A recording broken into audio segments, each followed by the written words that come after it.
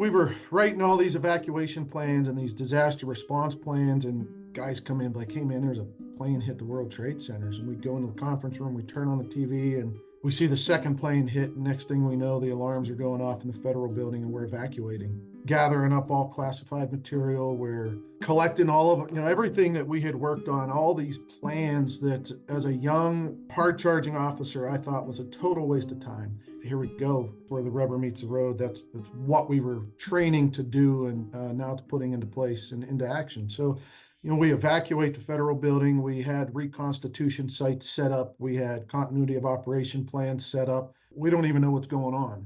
Next thing I know, we're getting reports, planes hitting the Pentagon. Then I hear a plane goes down in Pennsylvania, about an hour from where my father family is, so that was an interesting time. I had friends that lived in that area. One of my college roommates was from Somerset, Pennsylvania. In a corporate world where all employees have great leaders with no egos that create fun cultures where people can do their best work, the employees and companies thrive while doing great things for the customers, themselves, and each other. Well, we know that rarely happens. I'm Jeff Palacio. I have been a leader for over 40 years for every t-shirt size company, from small 16 employees to extra large over 1 million.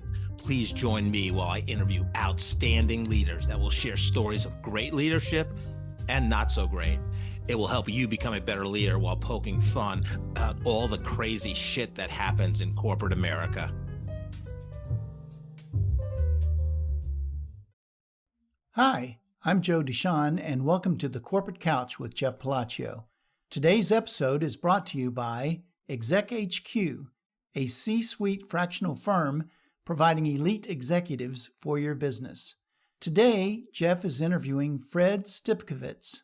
Fred is the president of Ultratech, a leader in providing OEM aerospace products and services to the commercial and defense industries. Prior to Ultratech, Fred served in the U.S. Coast Guard for 10 years as the Chief of Homeland Security Operations and Intelligence. He also served in several management capacities at several companies in the aerospace industry. Let's listen as Jeff talks to Fred. Fred, welcome to the Corporate Couch today. Thanks, Jeff. Appreciate the invite and having me on. Yeah, you and I were introduced by Nora Nakbar. I think we met her the same day, and then she said, "Oh, you got to meet Fred, and Jeff, Fred, you need to meet Jeff." So we had lunch and share some East Coast as well as Italian descent heritage. So it's good. But I'm very excited to talk to you. I mean, it's what you've done in terms of your career and kind of your evolution and what you're doing today at Ultratech Aerospace. It's just a phenomenal story, and I love that you want to revolutionize the culture of American manufacturing. But let's start with something fun. So, Fred, even though people that know you fairly well, what one thing would surprise them about you? I thought about this actually just recently. My wife hassles me, so I'm a kind of a tough-nosed, stubborn East Coast guy, but what I think people get surprised the most is, like, I'm an emotional guy. Like, I will probably shed tears on this podcast. I'm passionate, emotional. I'm a happy crier. A lot of people don't know that. They just think I'm some, ex-military, East Hard Coast, ass. Hard ass. Badass. Yeah. Well, you are a badass. I have a soft spot. I have so it's interesting. I've had a similar journey that way. I mean, did you find as you got older, you cried more? Yeah, definitely. Actually, so much so that I went to the doctors. I'm like, hey man, I think the testosterone's dropping here. I need some checkups, and they came back with it. It's I'm still pretty rock solid on that, but no pun intended. Right, yeah, right. But yeah, as I've gotten older, as I've had kids, as life has progressed, I've gotten more emotional, more empathetic, more compassionate about a lot of things. That was hard for me to wrap my head around and figure. I'm like, what the hell's going on with me? Like, what is wrong here? Yeah, it's interesting, and we share something. We both got divorced and remarried. So when I got divorced, I moved out, and I was just so emotional. Like, when I was in that apartment by myself without my kids, I was like, I mean, it would be like a crazy like Kodak commercial, and I'd be by myself, and I just start bawling. It was, Yeah. I mean, it was crazy, and I was, Luckily, I didn't have kids with the first one, or it would have been a mess. But I mean, I yeah, remember, I've got a couple buddies going through divorces right now, and I tell them, man, those are some of the darkest days. oh I don't yeah, wish that on my enemy. Even yeah, even though there was differences and you didn't get along, those were not fun days. I don't wish divorce on anybody. yeah. No, definitely, it's a hard process. But let's get into something fun. So growing up in Pittsburgh, I think and was Pittsburgh proper or a suburb? It was a suburb, Yeah, but we were like 16 miles outside of sure. downtown, a little burned Yep. out steel mill town called McKeesport. So what was fun for you growing up there? Like everyone says, man, it was simpler days. You don't realize until, you're adult and have your own life. But man, as a kid, we grew up in a little town. I mean, it was homes were small. They were, stacked on each other like Yeah, typical cities are on East Coast. Infrastructure was horrible, but man, we had a great childhood. Never wanted for anything. I never realized until I was older that my parents didn't make a lot of money and that we really were lower blue collar family. My father worked 6 7 days a week, and money we never knew the struggles that they went through as adults. They shielded us from a lot of that stuff. So childhood was great as far as I was concerned. We rode bikes all over town. You jump on your bike on a Saturday morning and show up at your buddy's house an hour later, and we'd be gone all day and get home in the evening, and nobody ever knew where you were, what you were doing, but we had great times. yeah, yeah. A lot of Uh, family around. We lived in ethnic communities, so 3 4 houses in a row were all family. So you always had aunts and uncles, and they were like second parents almost. sure. Did you play sports growing up? I dabbled in it. I Yeah. did little baseball up through little league. High school, I was in a track team. I ran the 2 mile pole vaulted, lettered and pole vaulting. Played the trumpet in the band. I was in Boy Scouts, made Eagle Scout. I Oh wow. was in I was in a junior ROTC program called the Naval Sea Cadets. So on the weekends, it was a little, Navy through the Navy. So I kind of had a little bit of everything. Did you have aspirations growing up? A lot of kids growing up, they go, when I grow up, I want to be this. What was this for you? Yeah, my mother, who passed in '99, but early on in our childhood, my mother kept a book every year since kindergarten. What your favorite color was, who your friend was, what your favorite food was, what you wanted to be when you grow up.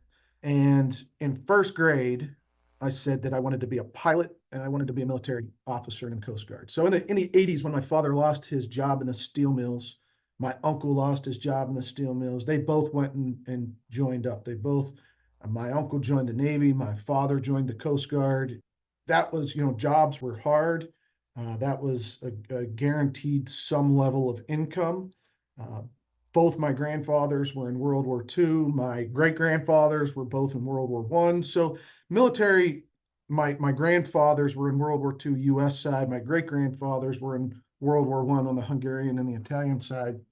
So military service was just a natural progression in life, but I saw the advantages and the benefits of it early on. Whenever realistically it helped put food on the table in the '80s when the steel mills went under. So I had always had dreams of being a pilot and being in the military, and I accomplished both.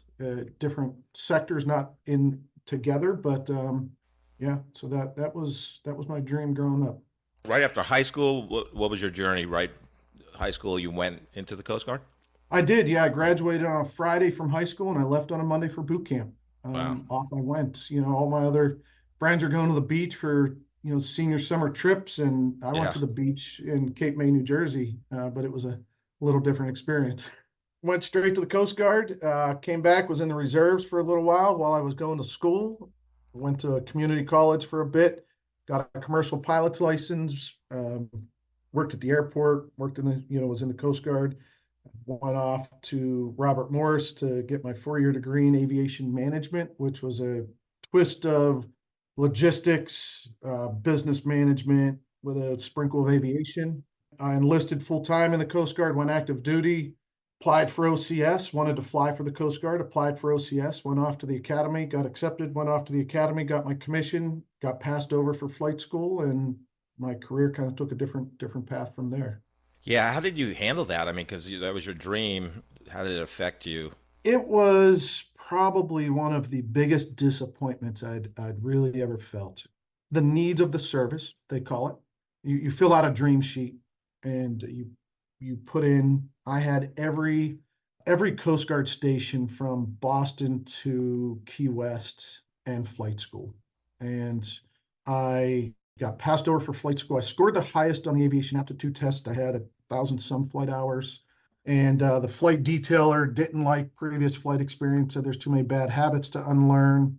I was never a good kind of standardized test well. So, I didn't graduate top of my class in OCS, C's get degrees kind of thing. But Hmm. so I ended up getting stationed in St. Louis, and early 20s, fresh officer. I was doing a lot of different things when I was enlisted. I was a boat coxswain. I was a bosun's mate. And I was driving boats. I was, doing different law enforcement activities, and had dreams of flying and or being on a ship on the East Coast. And I ended up in St. Louis. Right. It was a buzzkill, man. It was a big buzzkill. Yeah. So I got there in July of '01, and then 9/11 happened, which changed things substantially. Now I know you had some crazy stories from, you ended up being the chief of Homeland Security, Intel, and Operations, after 9/11.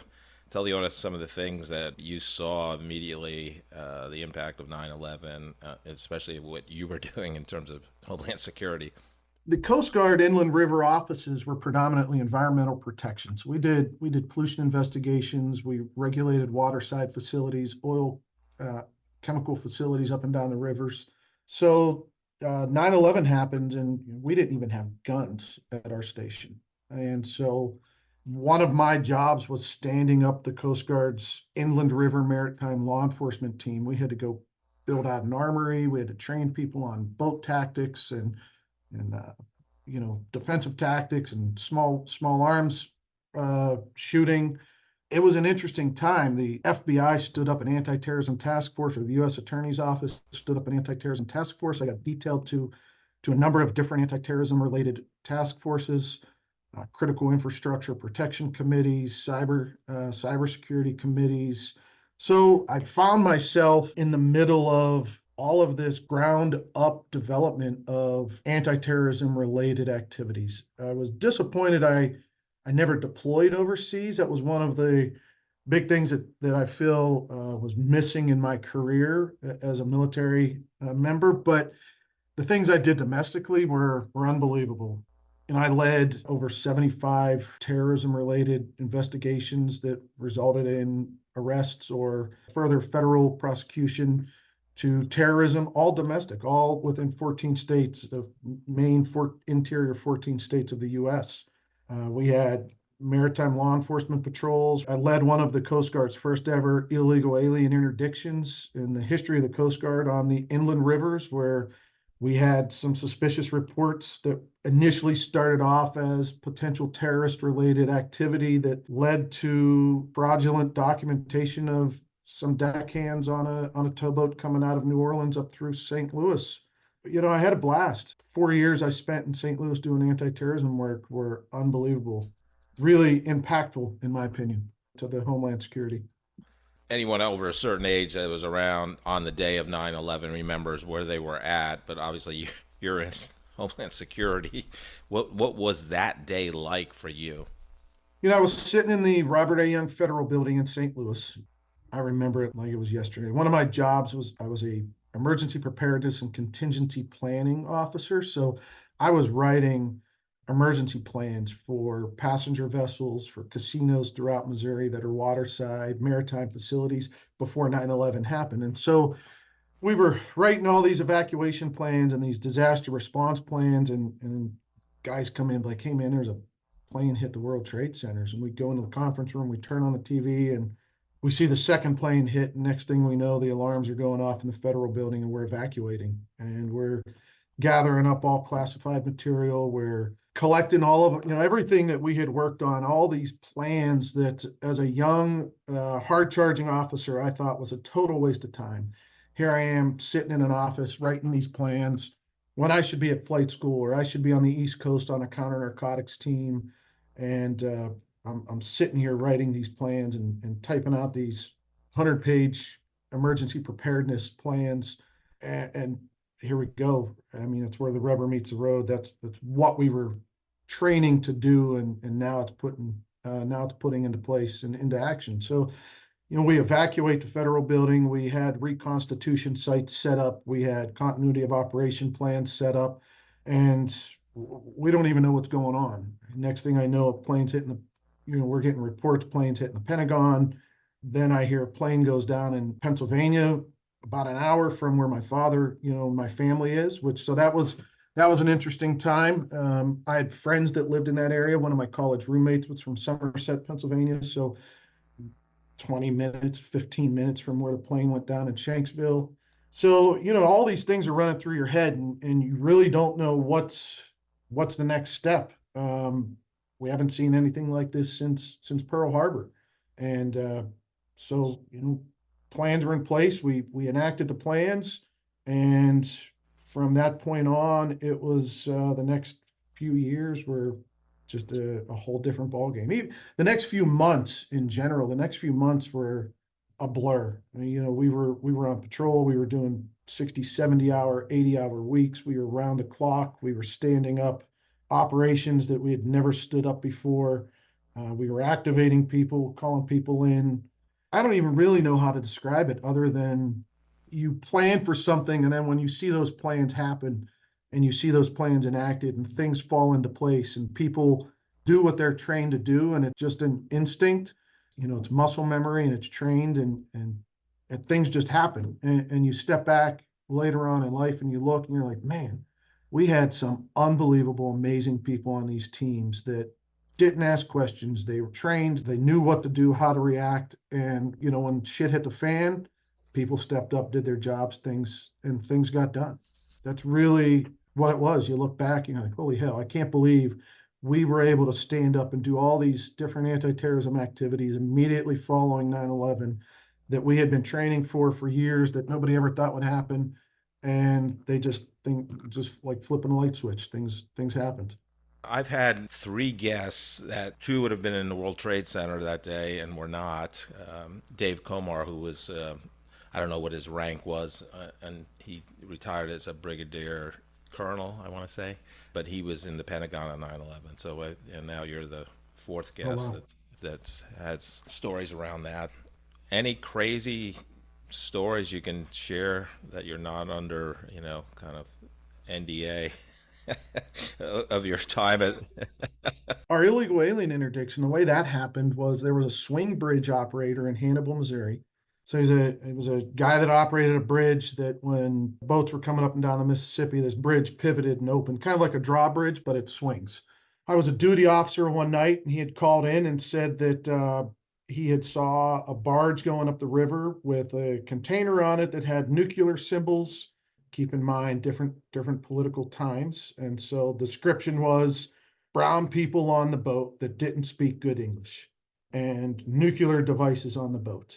At that time, we were investigating everything. So we worked well with all agencies. The one thing 9/11 did was it took a lot of silos where agencies did not work well together or never wanted to play in the same sandbox, and it broke down those silos. Now, I've been out of the business for a long time, so I don't know what it's like now, but I can tell you that months after 9/11, the interagency coordination was unlike any other time.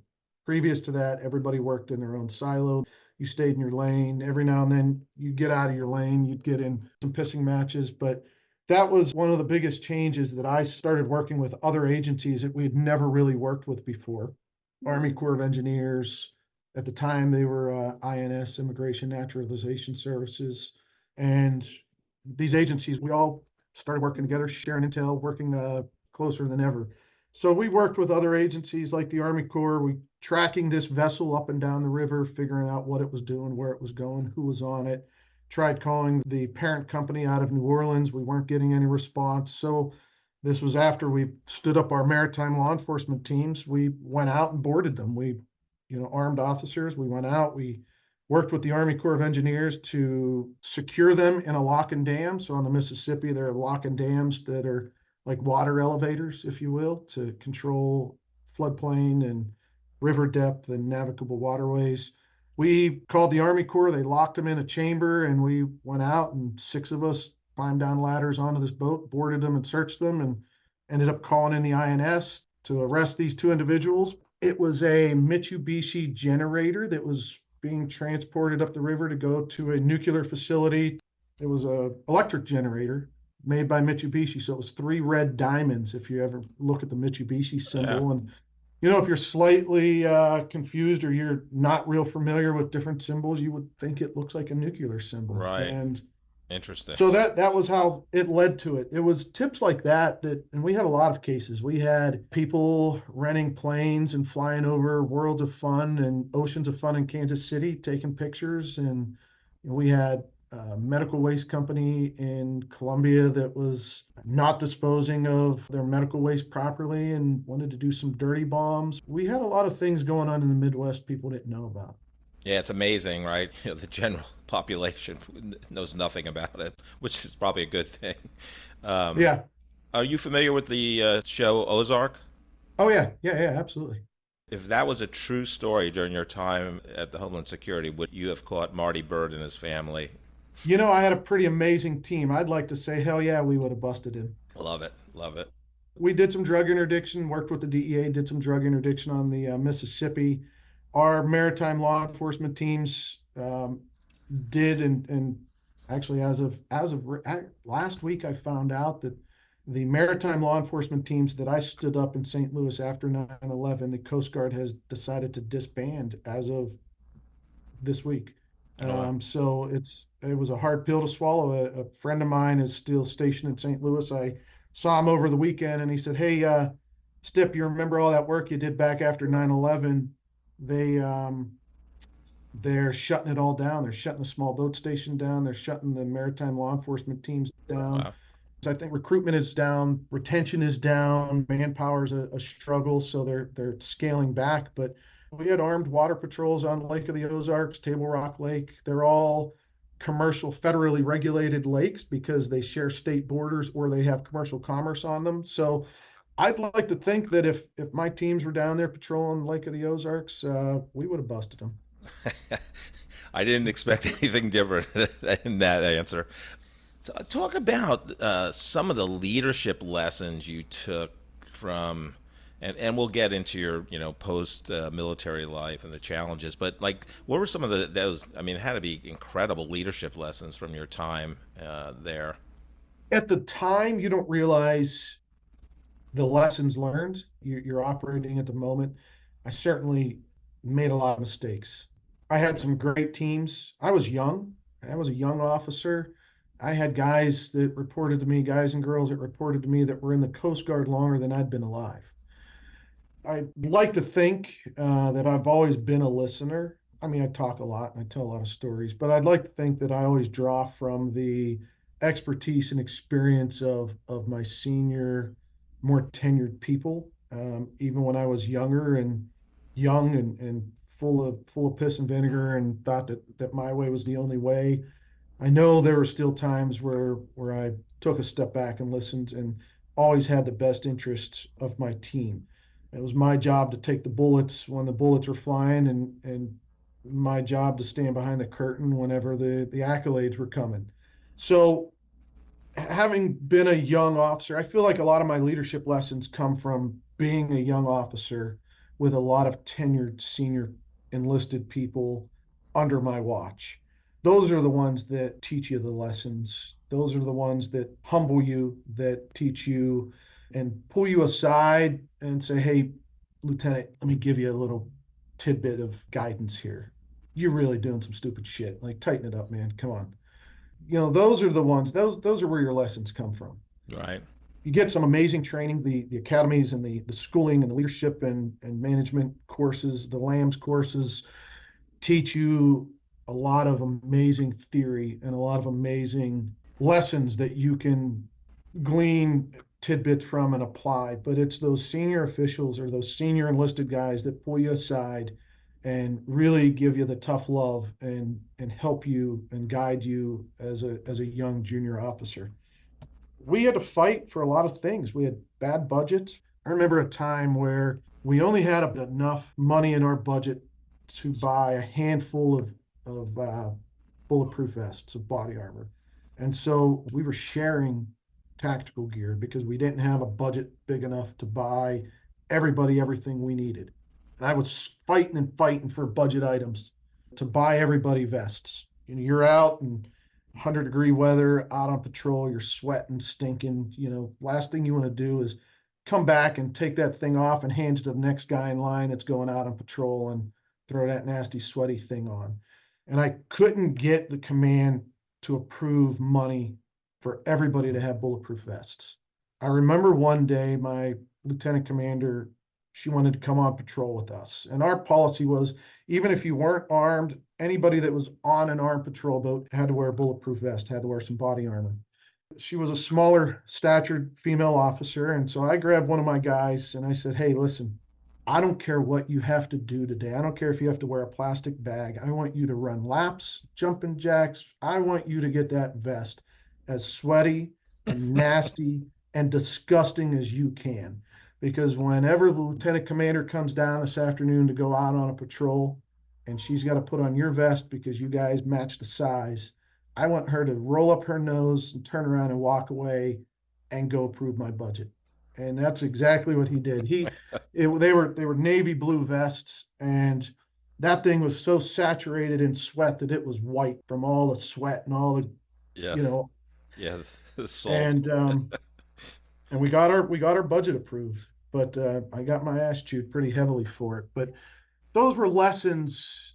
At the time, I look back and I really didn't realize they were lessons. And now, as life progresses, and I look back, on my father and my uncle and my family and the careers and the complaints they had about leadership and management, or lack of leadership and management in their civilian careers and their military careers. And, now here I find myself taking all of those complaints over the years, and those are what really influences how I do business and what I do and how I treat my people. Those are the lessons you really are ingrained and stored away over time that you don't realize until, you take a step back and you're like, holy shit, I remember that event, or I remember that complaint from my father, and you try to change based on those life lessons. Today's podcast is brought to you by Exec HQ, a C-suite fractional firm providing elite executives for your business. If you're having challenges taking your business to the next level, if you want to augment your leadership team, or prepare your company for increased growth, profitability, and an eventual successful exit, we have seasoned executives from every C-suite position ensuring a perfect fit for your needs and the dynamics of your industry. You will work with senior leaders who like to roll up their sleeves while checking their egos at the door. They can help your business in specific services such as strategic planning, executive leadership coaching, financial management, corporate governance, marketing, sales management, and many other advisory solutions vital to your business success. That's exechq.com. To learn more, go to exechq.com or email Jeff Palacio at jeff.palacio@exechq.com. I introduced you to a colleague of mine, Baron Lucas, and Yeah. in my discussions with him, and he's been on the podcast also. But it's one thing to be a leader in corporate America, because if you're a young leader, learning, and obviously you learn, well, if you're a tenured leader, right? The journey never ends of leadership, right?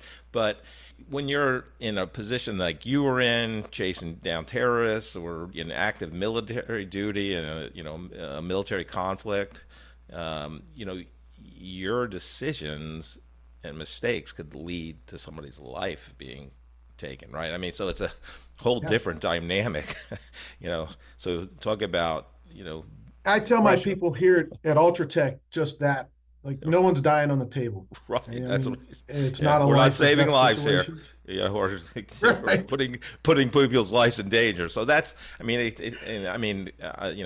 just what you did, and thank you for everything you did for our country. I mean, I always honor the people that served. So talk about the event that led to you leaving really a lifelong dream, and then I want to talk about what you're doing now and that whole transition. But talk about, here you're doing what you love, and you had to leave Homeland Security. Yeah, so it was the first July 4th after 9/11. It was a big waterside 4th of July celebration, big fireworks, big air show. Lee Greenwood was there playing. I mean, come on, who can't get behind Right. There we go. patriotism was in its Right. all-time high. And this is one of those lessons that I wake up with every day.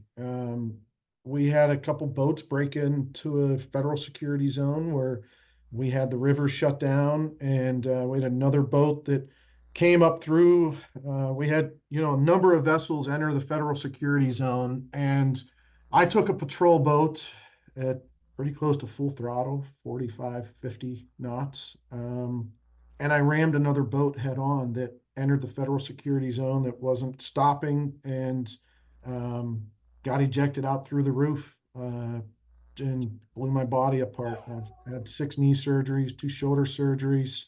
My back right now, I'm struggling. I've got 2 torn discs, 2 bulging discs, arthritis in my spine, the start of scoliosis. I was just at the VA a couple weeks ago because my neck has been bothering me, and they told me I've got bone spurs and C3, 4, 5, and 6. My last knee surgery a few years ago was kind of an experimental program at Mizzou and University of Columbia, where they did a kneecap, meniscus, and tendon and ligament transplant. It's called the BioJoint program. The VA wanted to do a knee replacement. I found this alternative method where it was actually their veterinarian program that figured out how to keep bone and soft tissue from donors alive, but like cell viability of 85% or higher, and strip it of donor cells, soak it in your cells, and then transplant it and reconstruct joints with no anti-rejection. So that has been amazing. So yeah, that ended my operational career. Again, I was young. Would I do it again? Absolutely. I mean, that's the name of the game, right? We put our lives on the line. We signed that dotted line. Looking back, I mean, it's changed the trajectory of my life. I'm 46. I struggle to move in the mornings. Have a tough time running around with the kids, but I'm still upright. I'm still alive. I still have all my limbs that a lot of people I know that don't.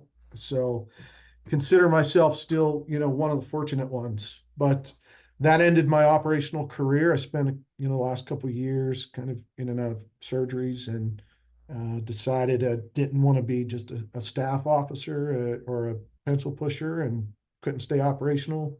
So out I went. I really want to get into what you're doing now as the president of Ultratech Aerospace. Talk about, it looked like maybe it was a 15-year journey to when you started from Homeland Security into the job you're doing now at Ultratech Aerospace. So talk about the challenges you had, because obviously, you're in the military, and it's very organized. It's your dream, and whatever you want to say. getting a job outside the military when that's all you're used to, so it's different, right? You have tons of leadership. Sometimes it's hard for people to understand that leadership, how well it transfers to corporate America, but some people can't see that, and those are the people you don't want to work for anyhow. But talk about the challenges you had and kind of summarize your work experience that got you where you are today. Yeah, when I got out, I couldn't find a job that was worth a damn. No, I mean, I was a military officer. I had a college degree, a commercial pilot's license. I was in my early 20s, mid 20s, and I ended up doing loss prevention at Home Depot, and I was a cop at the Federal Reserve Bank of St. Louis. That was all I could find. I was making $28,000 a year as a cop at the Federal Reserve Bank of St. Louis, and $8 an hour as a loss prevention guy at Home Depot. I could not find a job of any substantial value whatsoever. I hate to sound like dating myself here. It was a Sunday morning. I was reading the paper, reading the Sunday paper, reading the job ads, and there was a job listed for Air BP, the aviation side of British Petroleum, for a quality control inspector. And I had worked as a ramp rat on the airports, fueling planes when I was working on my commercial pilot's license. I had oil refinery regulatory experience. So I had applied at this job and ended up getting it. It was a good job. I was traveling around the US inspecting Air BP branded airports that were distributing BP fuel. It was fun. But it was again, poor pay, traveling 3 weeks a month, not the best gig. There was a company in Kansas City that built all of our aircraft refueling equipment, and I would come out here and inspect our equipment as it rolled off production. My wife at the time had gotten transferred to Kansas City. BP wanted me in St. Louis. I ended up leaving BP, and I got a job at a company in Kansas City that built aircraft refueling equipment. From the time I got out until I got that job was about 18 months. So I had, 3, 4 different jobs in that 18-month time frame of kind of trying to figure out what I wanted to do in the real world, who I was, trying to figure out how to temper that hard charging, never quit, never stop mentality that is ingrained in you in the military that doesn't always translate well into the civilian community. So I found a job in Kansas City at this aircraft refueling equipment manufacturing company, and I worked there for 7 years. It was just like you explained, right? It was my leadership style, my personality, my mentality just didn't fit a good mold there. And it was a tough time. I got in a lot of trouble. I argued and fought a lot. I was still young and still reeling with the fact that my military career was over. I was all banged up, couldn't go out kicking in terrorist doors anymore. So those years starting off in the civilian community were tough, really tough. They were tough at home. They were tough at work. I traveled all over the world. I had some amazing opportunities. Been to Vietnam 6 times, Venezuela, Colombia, all through South America, all through Asia, the Middle East, working on selling or training people on aircraft refueling equipment. I stuck in that industry, the oil and gas and fuel industry, for about 12, 13 years. I had gotten divorced in that time frame, considered moving back to the East Coast, determined that, I didn't want to go back to the East Coast. I liked Kansas City. East Coast didn't have what I was looking for anymore. Ended up meeting another Midwest girl. My first wife came from a lot of money, different side of the tracks than I did, different upbringing than I had. So, we didn't mesh well. I was also young and dumb. So it was a next phase in life. I met a lady that came from a similar, came from the same side of the tracks. Didn't come from money. Didn't come from, matter of fact, came from even worse conditions than a burned out blue collar steel mill town. But I was a bootstrap girl. Graduated high school, graduated undergrad, graduated law school. She was an attorney. She was a go-getter.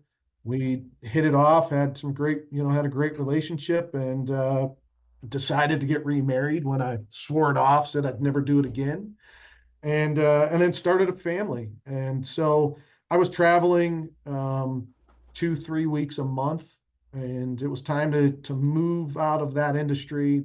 Had a little boy at home, and so I started looking for other jobs in other industries. I actually applied at Ultratech as a business development manager, and I did not get the job. Interviewed, made it to one of the top candidates, and then they called and said, "Hey, we're going a different route." And I was pretty disappointed. I thought it was a unique opportunity, kind of cool to get into the aerospace side of things. I left, did some government contract work for a manufacturing company for a few years. Had a great time there. It was an amazing company, good job. Had a great leader and mentor. And then one day out of the blue, I got a call from the vice president of HR at Ultratech and said, "Hey, remember us?" I'm like, "Oh, yeah, I remember you. You guys didn't want me a few years ago." Right. And she's like, "Hey, we have a new opportunity we'd like to talk with you about." And she emailed me a job description for the president of Ultratech. And, I was really confused. I called back, said, "Hey, I didn't get the BD position. You sure you got the right job description?" And so I interviewed. It was a long interview process. I got the call in July, and interviewed July, August, September, October. Met with different consultants, different personality tests, different emotional IQ tests. They really, really dug deep. And then in October, I got the call and got the offer. They were very transparent. "Hey, we've owned the company 6, 7 years. We've had a number of people in this seat. We've got a lot of improvement, a lot of things that need to change."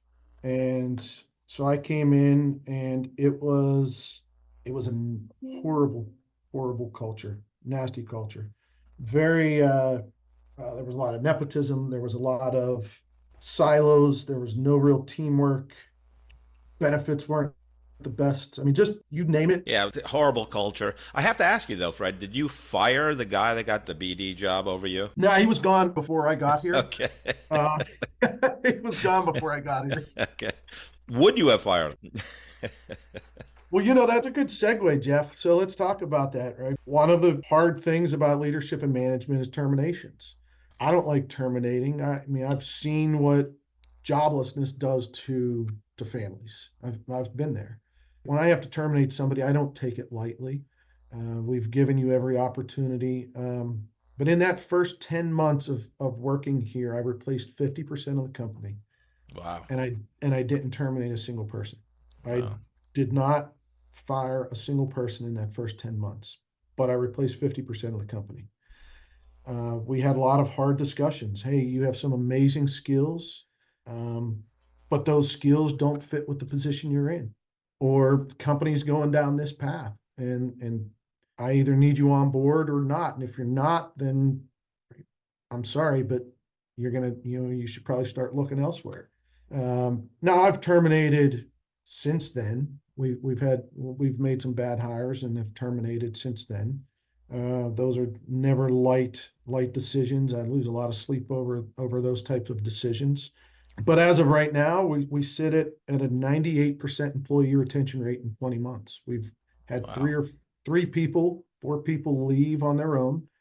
Two of them left the industry altogether. One went and started his own trucking company. One went and started his own medical clean room flooring installation company that works in conjunction with his wife. A couple others just left and went to different segments of the business. When I say one of my goals was to set out to change the culture in American manufacturing, that's my goal. That's what I'm doing. I can talk about, how we've grown, we've doubled top line growth. We're working to improve bottom line growth. We've signed bigger statements of work with Northrop Grumman and Lockheed Martin than we've ever had. We've rolled into fiscal year 24 with a bigger backlog than the company's ever had in 40 years. Those are all wonderful, amazing business accomplishments. But those really aren't what drive me on a daily basis and or what I consider substantial success points. We've gone to 4-day work weeks. Salaried employees always have the benefit of coming and going. You got a doctor's appointment, you slide out early, you're not punching the clock. Hourly employees, they never have that luxury. They either have to burn PTO or take valuable time off.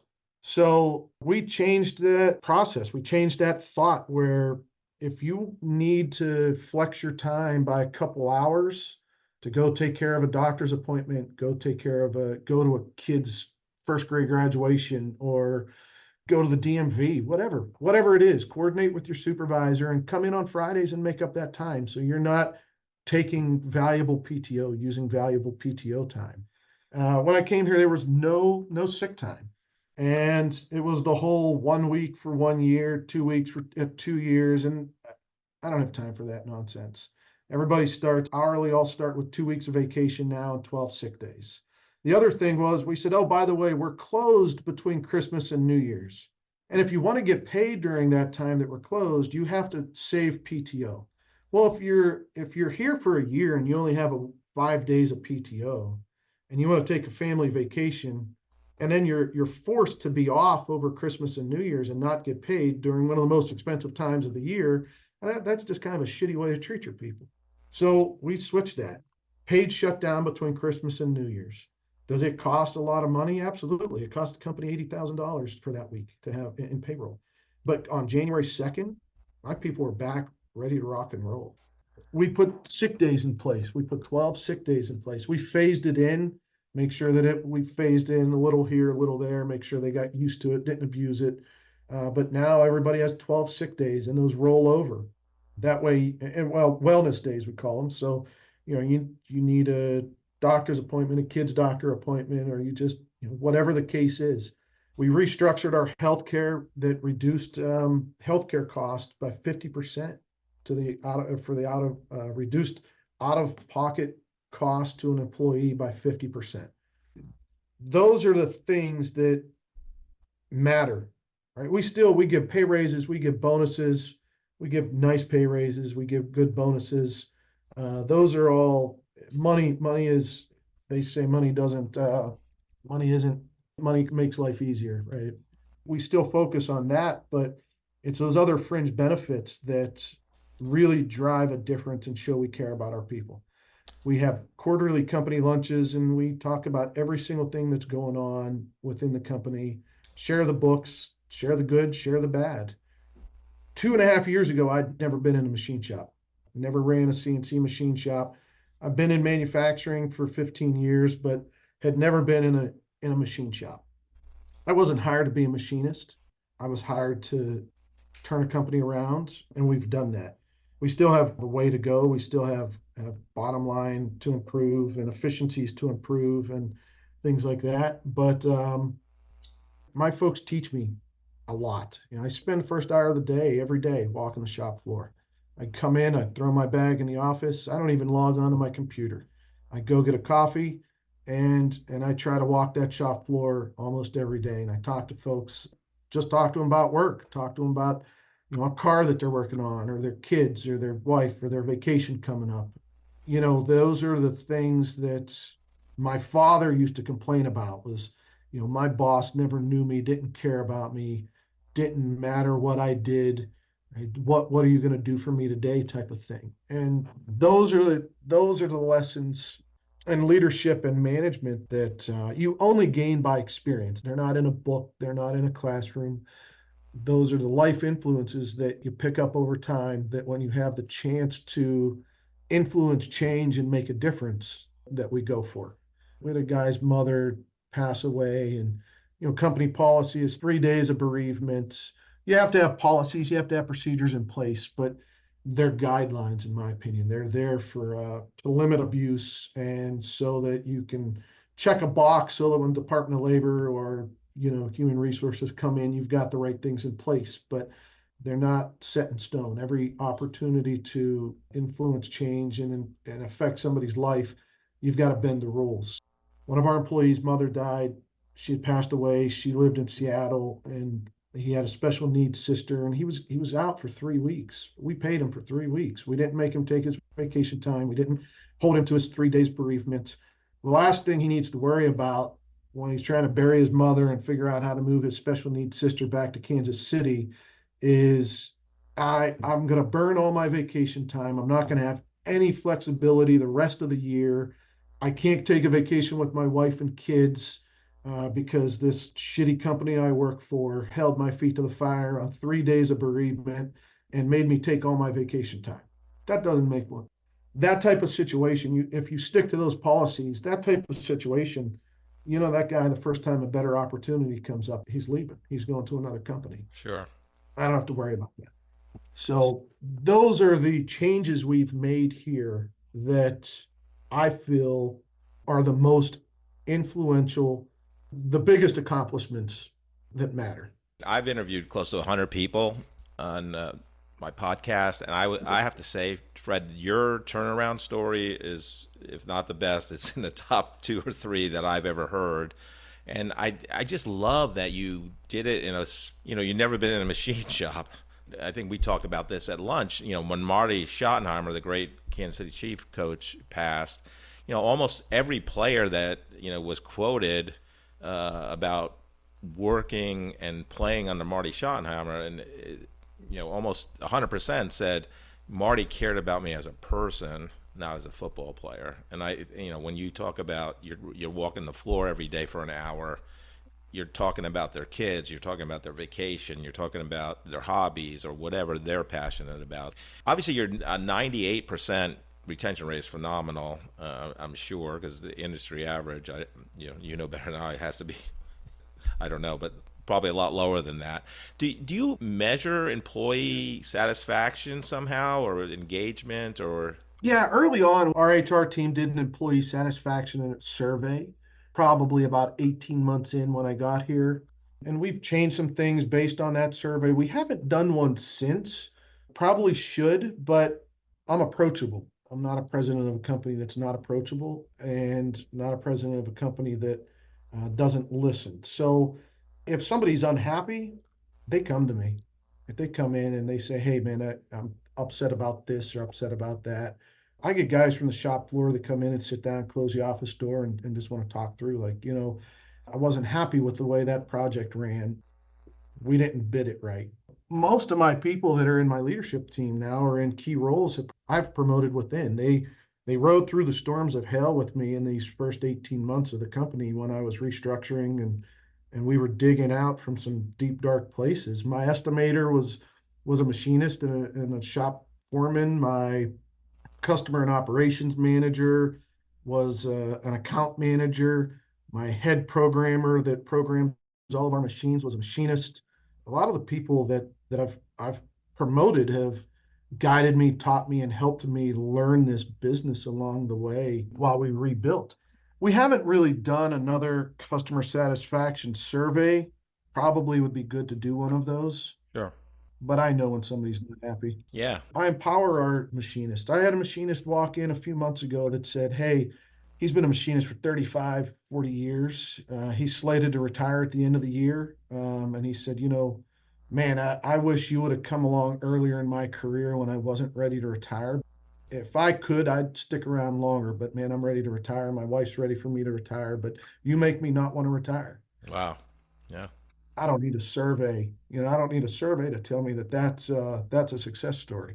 He's also the same guy that walked in one day and said, hey, this one part that we're running, if I reprocess that and I reprogram that and I move that onto a different machine, I think I can shave 5 hours of cycle time off of that thing. So we had a job coming up for that part. I said, I tell you what, run it. I'll get you a piece of material. You have a week, reprocess it, reprogram it, run it. Let's see where we end up. And on the project that's coming up, he reprocessed it to the point that it added $6,000-7,000 to the bottom line. And so I split it with him. It was money I wasn't going to get otherwise. Right. And he took the initiative. He came in, proposed a solution to a problem that we didn't even know existed, and reprocessed it, and we saved a lot of money. We made a lot more money on that part. And so we gave him a kicker for it. And he said nobody in my 30 plus years has ever come out and gave me an added bonus like that for something I did that is just my job. And I said, well, it's not, that's not just your job. You could just stand on the shop floor and run what we tell you, but you presented a solution to a problem that we really didn't even know we had. You saw an opportunity, and so you should benefit from that opportunity. That's the problem. That's, in my opinion, one of the problems with companies is if you don't breed ownership and you don't empower your people to make a difference, they're not going to. They're going to come in, do what their job description says, and go home and get a paycheck, and that's it. I want people that are committed. I want people that no matter what position in the company, we're all committed to the success, and they can see the success whenever they have an opportunity to share their expertise or their input. Right. And we listen and implement it. It's an incredible story. I'm going to take you up on your offer to visit the headquarters and the shop. So we'll set that up soon. Fred, I love to help two groups of people with great leaders' advice like yours. One's that group coming out of either high school or college, where they're getting their first professional job. When they're out on their own, not working at McDonald's or whatever. What advice would you have for them as they begin their professional career journey? We just brought on a summer intern. She's an aerospace engineer major in Rolla, Missouri, and we didn't have, and we'd never really done an internship program. And so when I sat down with her and I talked with her, I said, "Listen, engineers are smart, and you guys do some amazing things." I said, "But let me tell you, I would love for you to come here as a summer intern and see the downstream side of what you do." I think that the number one thing, and I learned this early on in my military career, was the number one thing is find those people with the experience and the knowledge and listen to them. When I started here, like I said, I'd never been in a machine shop ever. I rolled every single employee in this company through my office for hours on end, talking about what they do, how they do it, what they want to see different. They've been in shops 30 years, 40 years, 10 years. Over the course of your career, what do you see, or what have you seen that you didn't like and liked? And let's talk about what those are, so that I can learn how to run this place that is impactful. I think the number one key is listening. Listen to the people that have the experience, that have the knowledge. Vet what they say. Ask the questions, but listen to them, respect their experience, and learn from it. That's what has gotten me to this point at Ultratech. There's no magic. I don't have a magic elixir in the bottle. I don't have some secret sauce. I listened and focused on the people that had the experience here that could teach me how this place needed to run. Yeah, no, I love that advice. Would you have any different advice for, everybody can be a leader, right? You don't have to have direct reports, from an org chart perspective. But once you do you get a promotion to, be responsible for a team, would you have any different leadership advice for them as they begin that journey to lead teams and organizations and departments? Yeah, I think there's a couple things. So I joined a CEO peer group. I'm actually on a couple of them. I'm in Vistage. I'm in a group, Heartland Heroes. I attend those meetings. What I find in those groups are people that are better than me and know a whole hell of a lot more than me.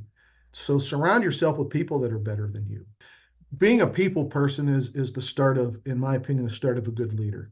Being able to connect with people, being able to be empathetic with people, be able to know when to bend the rules for the right situations and stick to the rules for the wrong situations. I recognized early on, and I still struggle. I mean, there's still things I don't know, a lot of things I don't know.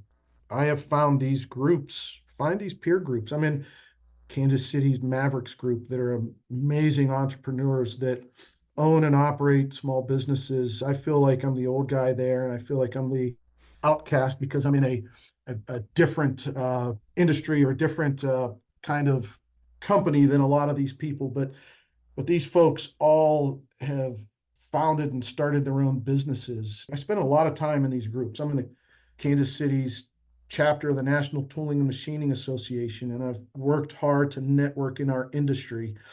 My big thing is if you find yourself in a leadership role and you find yourself as a new manager, being a lifelong learner and being inquisitive and humble and vulnerable are key factors to developing as a leader and a manager. And find these groups that can help you do that. Like I said, I spend a lot of time. I'm in 4 or 5 different groups. I go from one meeting to another meeting, and it takes up a lot of time and a lot of commitment. But every single one of them have something different to offer that have taught me something different and offer a different set of perspectives that I would have never otherwise been around. Well, that's where I met Nora. That's where I met Nora. We were at a happy hour for a group. Started talking with her. Found we had a mutual connection at Compass Minerals, and just started talking and listened to her journey and have followed her journey from being a refugee or an immigrant as a young child on up to her success stories and the things that she has learned moving from Iraq to the U.S. and finding people like that are so influential and have so much to share and jumping on their coattails. I would have never met you. You introduced me to Baron. I have another meeting set up with Baron next week. I've spent a couple hours talking with Baron and learning from him. So find those people that are fighting for you when you're not even in the room. Yeah, no, I love that advice. Fred, thanks so much for coming on the Corporate Couch today. I love your journey and love your leadership, and excited to watch you continue it, whether that's at Ultratech or whatever you do down the road. And I'm definitely going to visit the shop. So thanks again. Yeah, Jeff, I appreciate the invite, man. I look at the people that have been on your podcast. I'm honored to be in that lineup because that's some heavy hitters there. I feel like I've got some big shoes to fill. I appreciate the opportunity to share my story, and look forward to growing our friendship and our professional relationship for years to come. That's right. Us East Coast Italians need to stick together. All right. Absolutely. Have a great rest of the day. Thank you. Thanks, Jeff. Yep. See ya. Just love talking to Fred. He was just so good. My paisan from the East Coast. He grew up 16 miles from Pittsburgh in a suburb. He just reminds me of my East Coast junior high school, and college buddies. But I mean, he's just the real deal. We share an Italian heritage, so I'm biased there. This guy's done everything. He has so many great stories. Another guest with a 9/11 impact, where he was chief of Homeland Security and terrorism efforts in St. Louis, crazy enough. Coast Guard in St. Louis, who would have thunk? Yeah, crazy stuff there, and just that leadership mentality. He was in the Coast Guard military background. He was a commercial pilot, was decimated when he didn't make flight school. He wasn't chosen. He applied for all these coastal opportunities to continue on with the Coast Guard, West Palm Beach or Key West and North Carolina, Boston, wherever these. And then he gets to the middle of the country in St. Louis. Dad was a steel worker that lost his job. One of those stories. Just tough, taking bullets for his team. And then the crazy interview where he interviews for this job. And, and he's very transparent. He talked about his difficulties transitioning into corporate life after the military. Gets a couple of corporate jobs finally, but he was working at Home Depot in the beginning. And then he interviews for this job, which is a business development manager. He thinks, I'm going to get this job. This is easy. They don't give it to him. And I forget the time period, but I'm going to say it was at least a year, 8 months later, he gets called back, not for the business development manager position, but to interview for the president of the company. Well, you don't want to be a manager. We'll make you the president. And he goes, and I'm like, that's just incredible. And I mean, I applaud, I think they could have been more transparent with him. Like, hey, we can see you doing other things for us. Yeah. I don't know if you ever got that conversation, but I mean, and then how he turned that company around. He's still the president of it today, Ultratech Aerospace here in Kansas City.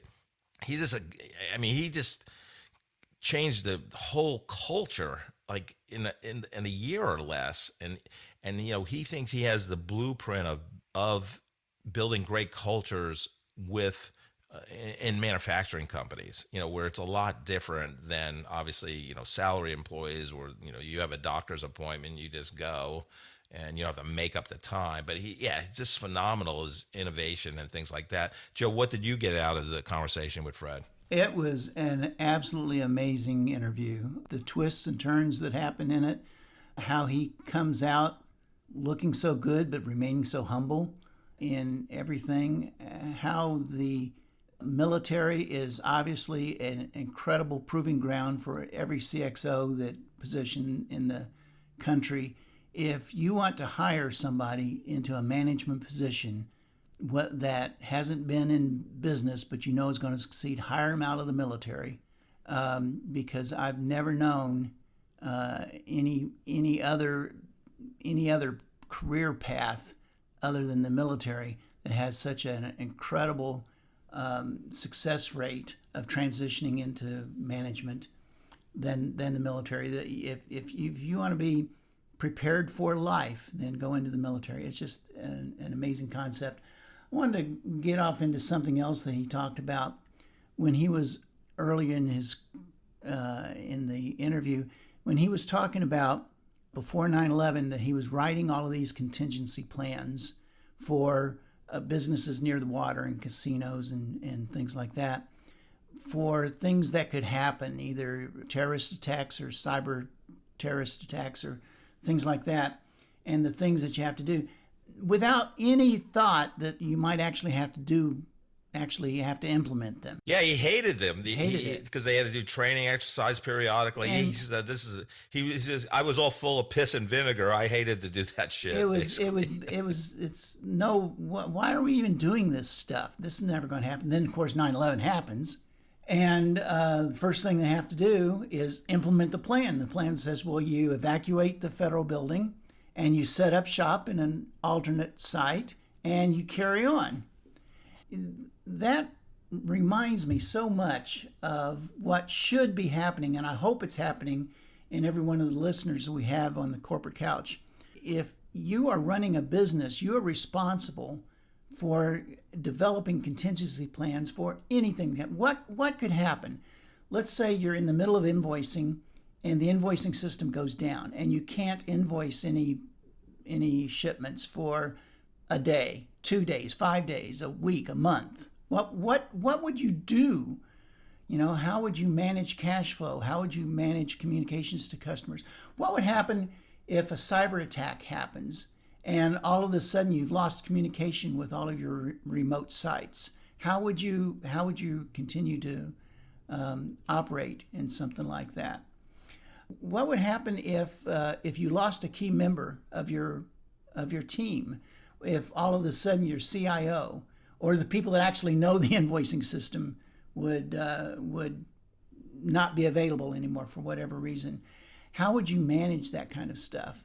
And as a leader, your responsibility is to have already figured that stuff out, and of course rehearse that stuff. Yeah. What would happen if an airplane, because I've heard this, an airplane would crash into your data center and wipe out your entire customer database? What would you do if something like that would happen? You need to have those plans. You need to have them rehearsed, and that way, if something like that will ever happen, all you have to do is open up the book to page so and so and implement the plan. Yeah. Just incredible. And we didn't even talk about how he left his job as chief of Homeland Security because he was chasing down some kind of boat chase with a terrorist and rammed his boat. And I don't know what the not translation is, but I'm going to say it was at least like 45, 50 miles an hour head on. And, he's had countless back and knee surgeries since then. And that was, sometime in all of the physical stuff on top of everything else. So that he's every gone day through. he has a reminder of that incident. He just got another knee surgery at University of Missouri Orthopedic, which is one of the best in the country. See, we give all kinds of advice here on the Corporate Couch, even where to get the best knee surgeries. We are full service, aren't we? Heartland. Absolutely. You get it all. Joe, based on Fred's great career and outstanding leadership characteristics, what advice do you have for our wonderful listeners? Not only do you get it all about medical advice and everything, you get everything about science and science fiction and Big Bang Theory. Because today we're going to hear from Dr. Sheldon Cooper, that great philosopher, who one time said this. He said, "Nobody does a better job of pretending to be a person than I do. Siri comes close, but I know more jokes." Thank you so much for listening to this episode of The Corporate Couch. If you enjoy the podcast, I would love for you to take 2 minutes out of your day to rate us 5 stars and write a review. Please join me next week to learn from another great leader sharing their professional journey and insights.